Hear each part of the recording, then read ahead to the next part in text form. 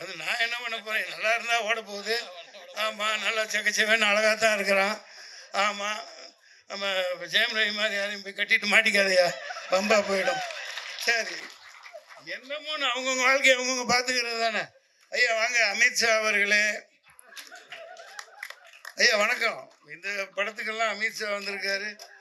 ஐயா சந்தான பாரதி சாருங்களா? அது போஸ்டர்லாம் எல்லா இடத்துலையும் அமித்ஷா அமித்ஷான்னு போட்டு வில்லாதி வில்லனை போட்டாங்களா? இவர்கள் வில்லத்தனம்லாம் ஒன்றும் இல்லாமல் ஆயிடுச்சு. அப்படி நாட்டை ஆண்டுட்டு இருக்காங்க. பெரியவர்களே, தாய்மார்களே, நீ ஏன்டா இன்னும் வரைக்கும் வந்த, இப்போ வேண்டா வர்ற பையனா? மக்கள் கையில் காசு இல்லாத மிகப்பெரிய குறை. அதனால எந்த ஆட்சி வந்தாலும் சரி, அடுத்து விஜய் வர்றாரா, கொள்கை இதான் நம்ம இதில் போட சொல்லுப்பா. என்னப்பா அதான்ப்பா, அது என்னமோ போடுவாங்களே, தேர்தல் அறிக்கையா, அந்த இதில் போடணும். எல்லாருக்கும் ஓட்டு போடுற எல்லா குடும்பமும் 2 லட்ச ரூபா நாங்கள் ஃபிக்ஸ்டில் போடுவோம். அதை வச்சு நீங்கள் வியாபாரம் பண்ணுங்க, அதுக்கு டேக்ஸ் இல்லை அப்படின்னு போடணும். இந்த ஜிஎஸ்டியை சினிமாவுக்கு தூக்கணும். ஜிஎஸ்டியை என்னய்யா, ஜிஎஸ்டி கொடுக்குறவங்கள டிக்கெட்டில் அதை தூக்கணும். நாங்கள் மகிழ்ச்சி படுத்துறதுக்காக இருக்கோம். நாங்கள் எனக்கு எதுக்கு வெங்காயம் நீ ஜிஎஸ்டி போடுற, ஏன் போடுற கேளுங்க. நிர்மலா சீதாராமன், நீ இப்போ ஊறுகாய் வித்திய, அப்போ உங்களுக்கு ஜிஎஸ்டி போட்டாங்களா?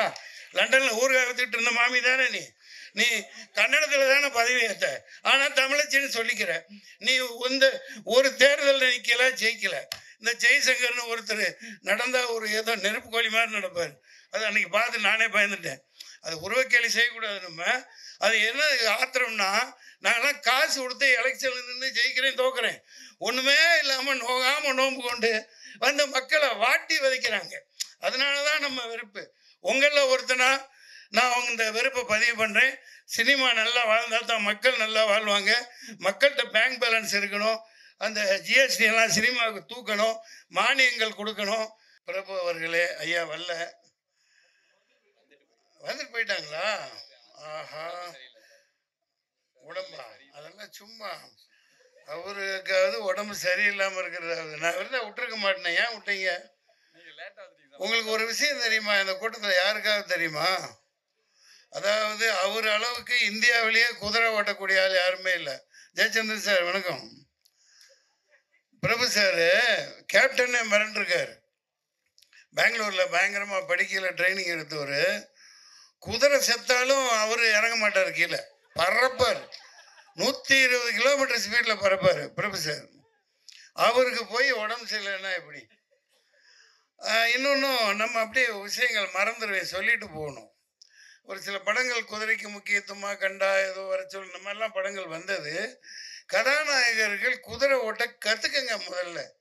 ஏன்னா அந்த கன்ராஜ், இப்போ டைமண்ட் பாபு சார் கன்ராஜ் தானே, ஆவணி 40 குதிரைக்கு மேலே வச்சுருக்காங்க. எங்கிட்ட தென்னவன், அவங்கெல்லாம் பாவம் குதிரைக்கு கொல்லி எப்படி போடுவாங்க. கதாநாயகர்கள்லாம் பில்டப்லேயே வாழ்ந்துட்டு போகிறாங்க. ஒரு குதிரை ஓட்டுற செய்யணுன்னா குதிரை கற்றுக்கணும். அது என்ன ஒரு 1000, 2000, 1000, 10,000 கொடுத்து கற்றுக்கிறதுல என்ன? கற்றுக்க மாட்டேங்கிறாங்க. பில்டப்லேயே ஓடிட்டு இருக்குது. பில்டப்லேயே எல்லாம் ஓடுது. குதிரையும் பிழைக்கும், அவங்களும் பிழைப்பாங்க. அதனால் இது ஒரு தகவலாக இனிமேல் வர்ற கதாநாயகர்கள், உனக்கு குதிரை ஓட்ட தெரியுமா? உண்மையா? அதே 2 கால் குதிரை சொல்லலை. அந்த பாப்பா இருக்குது, பயங்கரமான பாப்பாப்பா. கதாநாயகி பேர் என்ன? கிருஷ்ணபிரியா. அப்பா, அந்த கால ரேவதி மாதிரி இருக்காங்க, நல்லா வருவாங்க. ராஜபுத்திரன் பிரபு அவர்களே, ரஜபுத்திரன் கதாநாயகன் அவர்களே, ரஜ கஜ துர பதாகைகளாக வந்து எடுத்துக்கொண்டிருக்கும். ஏன் ரஜ கஜ பதாதைகள்னு உங்களை சொன்னாங்க பாருங்க. AK-47 மாதிரி தாளிகையாளர்களே மற்றும் நெல்லை சுந்தரராஜன் அவர்களே, மதிய ஆர்ட்ஸ் நண்பரே, நிறைய இருக்காங்க இங்கே. ஐயா நிறைய பேசிட்டு போயிட்டாங்க, எல்லாத்தையும் பேசணும். பழைய ஜோக்கு தம்பி துரை அவர்களே, நான் விட மாட்டேன். நான் பழைய ஜோக்கு தம்பி துரை தான், தம்பி தங்கதுரை. சாரி நான் இவங்கள மாதிரி போயிட்டேன். அவங்க கூட பழகினேன்னா அந்த பழைய ஜோக் அதை சொல்லி காட்டிட்டேன். நீங்கள் சொல்கிற ஜோக்கெல்லாம் புது ஜோக், நடக்கிறது தான் பழைய விஷயமாக நடக்குது. இப்போ பாருங்க, ஆப்ரேஷன் சிந்தூர் கொடுமை. எங்கேருந்து வந்தான்னு தெரியல, எங்கே இப்படி போனான்னு தெரியல, பிடிக்கிறதாவும் இல்லை. அரை மணி நேரத்தில் தமிழ்நாடு போலீஸை விட்டுருந்தா, ஏன்னா அதுக்கப்புறம் 8வது நாள் அங்கே இருக்கேன், முன்னாடியே நிகழ்ச்சிப்படி. சார் ரொம்ப கொடுமைங்க. அங்கே உள்ள சாதாரண இந்த இப்போ குதிரையை பற்றி பேசுனேன்ல, பாவம் அந்த குதிரைக்கு கொள்ளு போட கூட காசு இல்லை. இந்த டூரிஸ்ட்டை நம்பி தான் என்டையர் காஷ்மீரே இருக்குது. அங்கே உள்ளே இருந்து யாரும் வரல. அந்த ஆட்டோக்காரெல்லாம் சத்தியம் பண்ணுற, ஐயா ஜனாப் சப் அந்தருக்கு அந்தர் சப் ஓ கேம்ப் வாலே நிற்கியா, எல்லாம் அவங்க தான், இராணுவத்தை மாரி ஒன்றும் ஒரு காக்கா கூட உள்ளே வர முடியாதுன்னு. இப்படியே புல்வாமா இந்த ஆட்சியை தக்க வைக்கிறதுக்காக ரொம்ப குடும்பத்தனம் பண்ணுறாங்க. இதை சொல்ல வேண்டியதாயிடுச்சு. அதாவது ஆள்றவங்களே வில்லனாக இருக்காங்க. நாங்கள் இங்கே யாரும் சந்தான பாரதியெல்லாம் பெரிய வில்லனே கிடையாது. நான்லாம் ஒரு வில்லனே கிடையாது. நம்ம அவர் இருக்காரு ஒன் ஷாட் ஹீரோ, நம்ம பேர் என்ன, சீனிவாசன். என்ன சீனிவாசன் ஐயா பேர்? டிஆர் சீனிவாசன். டிஎஸ்ஆரா? ஒரு எஸ் விட்டு போச்சா? அதனால என்ன இப்போ நடிக்கிறது ஒரு சீனு தான் என்ன மாதிரி. பரவாயில்ல, அடுத்து 10 சீன் கொடுங்கப்பா. எல்லாத்தையும் மகிழ்ச்சியாக இருக்கணும், ஜாலியாக இருக்கணும். ஆனால் இந்த நாட்டை ஆள்ற விடமாட்டேங்கிறான். நாட்டை ஆள்ற எல்லா எரும மாடுங்களும் இங்கேயும் சரி அங்கேயும் சரி மக்களை மகிழ்ச்சியாகவே வச்சுக்க மாட்டேங்கிறான். மகிழ்ச்சியை வச்சுக்கிறேன் அப்படின்ட்டு டாஸ்மாக திறந்து விட்டு ஃபுல்லாக அடிச்சுட்டு போதையில் கிடக்க வைக்கிறான். காசு எப்படி வரும்? இது ஏன் நான் சொல்கிறேன்னா, சினிமா பார்க்க இவர் எங்கே தனஞ்சயன்லாம் போயிட்டாங்களா? பேசிட்டு கல்றுவாங்களே, கேட்க மாட்டாங்களே. சிவா சாரம் இல்லையா? சரியாக போச்சு. அதாவது தியேட்டரு போடுறவர் இருக்கார்ல, இங்கே அப்பப்போ வந்து மைக்க பிடிச்சிங்களே, நீங்கள் தானே? ஆமாம். அதாவது இவர் கஷ்டப்பட்டு ரிலீஸ் பண்ணுறாரு, ஆடியன்ஸ் வரணுமே உள்ள. காசு இல்லை, காசு இருந்தால் தாங்க வருவான். இப்போ பாருங்கள், கொஞ்ச நாளில் ஸ்கூல் திறந்துருவான். ஸ்கூல் ஃபீஸ் கட்டணுமா இல்லையா? புள்ளக்குட்டி உள்ளவனுக்கு தான் தெரியும், நாட்டு ஆளுநர் நாதாரிக்கு தெரியாது. சார் எவ்வளோ கஷ்டம் சார். ஆட்டோக்காரங்க அந்த 1.5 மாதம் லீவ் இருக்குல்ல, அந்த லீவுக்கும் சேர்த்து காசு வாங்குறாங்களா இல்லையா? சார் நான் உங்களை நம்பித்தான் சார் இருக்கோம், வேற ஒன்றும் பதில் சொல்ல முடியல. எலக்ட்ரிசிட்டி என்னங்க, இபி எவ்வளோங்க? அந்த காலத்தில் ஆட்டோவுக்கு மீட்டர் தான் சூடு வச்சான், இவன் மொத்தமாகவே சூடு வைக்கிறாங்க. முடியல. இபி அந்த பக்கம் ஜிஎஸ்டி. அதாவது மக்கள்கிட்ட காசை இருக்க விட மாட்டேங்கிறாங்க. சினிமாவை காப்பாற்றுறவங்க இப்போ உதாரணத்துக்கு இப்போ விளையாட்டாக சொல்லலை, காஷ்மீரில் 50 லட்சம் கோடிக்கு மேலே இது வரைக்கும் அந்த வீணா போன அவ்வளோ செலவு வச்சுருக்காங்க. அதுக்கு மேலேன்னு நினைக்கிறேன் 8 லட்சம் ஃபோர்ஸு. ஒரு அடிக்கு ஒருத்தன் நின்றுட்டு இருக்கான். காலையில் ஒன்றுக்கு போக முடியல, 4 மணிக்கு வாங்க சொன்னால் அப்படியே அது ட்ரைகரை கையில் வச்சுக்கிட்டே சுற்றுறாங்க. எப்போ போட்டு தள்ளுவான்னு தெரியல. நம்ம ஊர் போலீஸ்னால் இப்படி வச்சுக்கிட்டு ஜாலியாக அப்படி சுற்றிக்கிட்டு இருப்பாங்க. இப்படியே சுற்றுறாங்க எல்லாம் ஃபுல் ஆம்டா. அவ்வளோ பணத்தை கொண்டு போய் கொட்டுறாங்களே. நான் சொல்ல வர்றது, சினிமாவை வாழ வைக்க யாருப்பா இருக்கா? நம்ம சங்கம் இது யாரை நம்ம இங்கேருந்து நாளைக்கு உருவாக்கலாம், நீங்கள் கூட உருவாகலாம். அதாவது வேணும், கம்பல் பண்ணணும். மத்திய அரசு என்னென்னமோ சும்மா இருப்பா, சினிமா ஓட வேணாமா? அதாவது ஏதாவது வசதி பண்ணோம், மானியம் இருக்குல்ல, அதெல்லாம் ஒழுங்காக கொடுக்குறாங்களா? மத்திய அரசு எல்லாத்துக்கும் கொடுக்க வைக்கணும், ஊக்குவிக்கணும். மக்கள்கிட்ட காசு இருக்கிற மாதிரி ஏதாவது பண்ணணும். தங்க விட மாட்டேங்கிறானே. பேங்க்கில் பணம் போட முடியுதா? ஒரு பைசா போட முடியல, என்னென்னமோ போட்டு எடுத்துடுறான். நான் கொஞ்சம் பணம் வந்துட்டு இருந்தது, ஃப்ளாட்டு விற்று வந்துட்டு இருந்துச்சா, ஒரு அம்மா அந்த பேங்க் ஆஃப் பரோடாவில் சார் ஒரு சின்ன சைன் பண்ணு. எதுக்குமா? ஒரு இன்சூரன்ஸ் சார் போடுங்க சார், பின்னாடி யூஸ் ஆகும். சரி, அப்படி சைன் போட்டு வந்துட்டேன். அதாவது அவனே பணம் எடுத்துக்கிறான். வருஷத்துக்கு 2 லட்சம் 2-3 பாலிசி சைன் வாங்கினாங்க. ஒரு மெடிக்கல் இதுக்காக ஒரு நண்பரை ரொம்ப இது பண்ணி பணமே இல்லை, அப்போ ஒரு 2 லட்சம் அக்கௌண்ட்டில் போடுன்னா எப்போ போட்டான்னு தெரியாது, மெசேஜ் வருது 2,18,000 முடிச்சிட்டாங்க அந்த இன்சூரன்ஸ். அதாவது எல்லாம் சுற்றி இந்த இன்சூரன்ஸ் நடத்துகிறவங்க எல்லாம் இந்த மோதியோட தோஸ்துகள் தான் எடுத்துகிட்டு ஓடுறாங்கல்ல, சுருட்டுறவங்க. நான் எதுக்கு சொல்கிறேன்னா, குறிப்பிட்ட யாரையும் தாக்கணுங்கிற நோக்கம் அல்ல. அரசை கேள்வி கேட்கறதுக்கு நமக்கு உரிமை இருக்குது. சினிமாவில் உள்ளவங்க கேட்கணும், மக்கள் கேட்கணும். ஒரு படம் நல்லா இல்லாட்டி திட்டுறீங்கல்ல, இவ்வளோ பெரிய தவிர நீயா பண்ணிட்டு மற்றவங்க மேலே பழி போட்டுட்டு இப்போ எதுக்கு ஒரு டீம் போகுதுன்னு தெரியல. ஒரு டீம் போகுதில்ல. அதாவது யோசிக்கணுங்க. இப்போ நாளைக்கு படம் எடுத்துட்டீங்க, நீங்கள் ஏதாவது ஒரு டீம் ரஷ்யாவுக்கு அனுப்புறியாப்பா? இவர் ஏன் ராஜபுத்திரன் என்று எடுத்தார் அதை சொல்லுவதற்கு 4 பேர். அட யார் காசு? இவங்க அப்பா மூட்டு காசு. எதுக்கு போய் சொல்கிற? ஆப்ரேஷன் சுந்தரை விளக்குவதற்கு இது ஆயிரக்கணக்கான இது இருக்குது. நான் அரசியல் பேசணுங்கிற நோக்கம் இல்லை. சினிமா நல்லா இருக்கணும், இந்த மெசேஜ் சொல்கிறதுக்கு தான் இவங்க கடைசியில் என்னை கூப்பிடுவாங்க. நல்லா இருக்கணுமா இல்லையா? எல்லாம் வாழணுமா இல்லையா? எல்லாம் கையில் ஓடுது.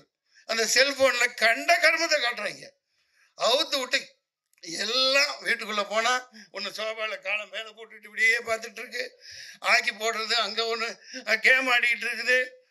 செல்ஃபோனை பார்த்துக்கிட்டே சினிமா பார்த்துட்ருக்கேன். சினிமா எப்படி ஓடும்? ஏங்க நீங்கள் ரிலீஸ் பண்ணுறீங்கல்ல, ஒரு ஈகா தேட்டர்னு ஒன்று இருக்குது. நாளைக்கு தரல தேட்டர், அது வேறு விஷயம். ஒரு எல்லா தேட்டரும் அப்படி தான். இந்த பேனர் எல்லாம் எங்கேயாவது பார்க்க முடியுதா? வெளியில் ஒரு ஹோட்டல் நடத்துகிறான், அங்கேயே ஹோட்டல் நடத்துகிறாங்க, எல்லாம் நடத்துகிறாங்க. அந்த காலத்துல எல்லாம் ஒரு பேனர் வைப்பாங்க, கையில் காசை வச்சுக்கிட்டு போய் பார்ப்பாங்க. யார் படம்? சின்ன தம்பி, கேப்டன் பிரபாகரன், ஏதோ அதாவது ஆசை தீர காசை வச்சுக்கிட்டு பார்ப்பாங்க. ஒரு தேட்டரில் பேனர் இருக்கணும், பேனரே வைக்க மாட்டேங்கிறாங்க. இல்லை சார், எல்லாம் ஆன்லைனில் வந்துடுறாங்க. சொல்ல வேண்டியது மக்கள் கையில் காசு இருக்க வைக்கணும். ஏகப்பட்டதை ஏற்றிக்கிட்டே போகிறான். டோல்கேட்டு போடுறான், ஜிஎஸ்டி போடுறான். அப்புறம் என்னென்னப்பா, படம் எடுக்காட்டியும் ஜிஎஸ்டி வாங்கிட்டே இருக்காங்கப்பா. மக்கள்கிட்ட காசு இருக்க மாட்டேங்குது. தங்கம் 80,000 ரூபா பவுனுன்னா இந்த நாடு விளங்குமா? இவனையெல்லாம் தூக்கி போட்டு மிதிக்க வேணாமா? தூக்கி போட்டு மிதிக்க வேணாமா? ஒரு 4-5 வருஷம் 6 வருஷத்துக்கு முன்னாடி 30,000 தானே இருந்துச்சு. ஏன் ஏற்ற வர்ற? ஏன்னா கப்பல், ஏர்போர்ட்டு எல்லாம் தூக்கி கொடுத்துட்டான் தனியாருக்கு. அவன் பாலமாக கப்பலாக கொண்டு வருவான். கொண்டு வந்து இது ஒரு நடக்க வாய்ப்பு இருக்கா இல்லையா? என்ன நீ யார் ஆளுங்கட்சி பக்கமா? இல்லை சாய உட்காந்துருக்கீங்க, சொல்லுங்க. பத்திரிகையாளர்லாம் கேள்வி கேட்கணும். இப்போ சில பேர் கடத்திட்டு ஏதோ ஒரு கஷ்டப்பட்டு ஒரு 2 பவுனை கொண்டாந்தா பிடிச்சிக்கிட்டு நாசம் பண்ணி ஏதோ பண்ணுறாங்களே. இப்போ குஜராத்தில் வந்து இறங்குது கப்பல். எவன் கேட்குறான்? அதான் நீ துறைமுகம். அவன் பாட்டு கப்பலில் 1000 கிலோ 2000 கிலோ 10,000 கிலோ கொண்டு வர்றான். அவனே நிப்பாட்டி வச்சுட்டு பண்ணுறான். ஏதோ ஒரு சூது நடக்குது எல்லா நாடுகளுக்கு நடுவில். இல்லாட்டி இதெல்லாம் குறைக்கிறதுக்காக சினிமாக்காரங்க எடுக்கத்தான் முடியும், சொல்லத்தான் முடியும். ஆனால் மக்கள் இப்போ 30,000 ரூபாய்க்கு இருந்தால் தானே இந்த ஏழை பொண்ணுகளுக்கெல்லாம் கல்யாணங்களை எப்படி நடத்த வைப்பாங்க? 80,000 ரூபாய் கொடுத்து யார் வாங்கி நடத்துவா? எம்ஜிஆரும் போயிட்டாரு, ஜெயலலிதாவும் போயிடுச்சு. ஏதோ தாலிக்கு தங்கம்னா தூக்கி கொடுத்து ஒரு 4 பவுன் 5 பவுன் கொடுக்கலாம். கொடுக்க பார்ப்போம். சினிமாவில் ஒருத்தன் வருவான், நாளைக்கு ஏதோ செய்வான், நாட்டை ஆடுறதுக்கும் ஒருத்தர் வருவான்.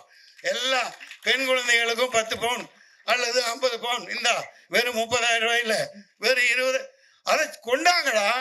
அதை விட்டு போட்டு இந்த நாதாரிங்க கண்ட இதுக்கு வீணாக செலவு பண்ணிட்டு தெரியுறானுங்க. தான் பயணம் பண்ணுறதுக்கு 8,500 கோடி. எரிச்சலாக இருக்குது. சம்பாரிச்ச காசை வீட்டுக்கு கொண்டு போக முடியல, வீட்டில் வைக்க முடியல. யார்கிட்ட எப்படி சினிமா பார்க்க வருவான்? நீங்களே சொல். நீ 200 தேட்டர் போடு, 400 தேட்டர் போடு, காலியால் ஓடுது. தேட்டருக்காரர் என்ன சொல்லுவார்? சார் 10 பேர் ஆடியன்ஸில் எங்கே போட்டு கொடுக்க சொல்கிறாங்களா இல்லையா? காசு எங்கேருந்து வரும்? மக்கள்கிட்ட இருக்க விட்டா தான்ப்பா. அதனால் இந்த மத்திய அரசும் மாநில அரசும் நாளைக்கு ஒரு சட்டம் போடணும். எல்லாரும் பேங்க் பேலன்ஸ்லேயும் 2 லட்ச ரூபாய் இருந்துக்கிட்டே இருக்கணும். போடு. நீ தான் 20 லட்சம் கோடி வச்சுட்டு உட்காந்துருக்கியப்பா. ஒவ்வொரு ஸ்டேட்லேயும் ஒவ்வொரு கண்ட்ரிலையும் அந்த காசை வச்சு என்ன பிடுங்க போகிறீங்க? நீங்கள் ஏழைகளுக்கு கொடுங்க, படம் எடுக்கிறதுக்கு மானியம் கொடுங்க. இந்த டூரிஸ்ட் ஃபேமிலி பற்றி பேசுனாங்க. 10ல் 1 ஓடும், 2 அசல் வரும். இது சினிமா, இது ஒரு கேம்லிங் தான், அது வேற. ஆனால் இவ்வளோ குடும்பம் செலவு பண்ணுது. இப்போ பாருங்க, ஐயா மோடி அவர் சொல்லுவாங்கல்ல, திருப்பி அவரன்னா வாசுதேவ குடும்பம். எங்கள் அமெரிக்காவில் போய் சொல்லுவார். அதாவது உலகமெல்லாம் என்னோட உறுப்பினர்கள், என் குடும்பம் அப்படின்னு சொல்லுவார். இந்த பாரு, ஒரு பாய் எடுக்கிறாரு, ஒரு கான் பேசிகிட்டு இருக்கேன், ஒரு ஜான் ரிலீஸ் பண்ணுறாரு. இது தமிழ்நாடுன்னு இல்லை, ஒட்டுமொத்த இந்தியாவே இப்படி இருந்தால் தான் இந்த நாடு உருப்படும் இல்லைங்களா? எனக்கு தோன்றதை சொல்லிட்டேன்ப்பா. இது ரொம்ப ஆனால் குசும்பு இந்த அம்மா பண்ணது. கந்து வெட்டிக்கு இந்த படத்தில் கந்து வெட்டிக்கு அது எப்படி நீங்கள் படம் பார்த்தீங்க? நானே பார்க்கல. ஏப்பா யாருப்பா அந்த அம்மாவுக்கு போட்டு காமிச்சிது?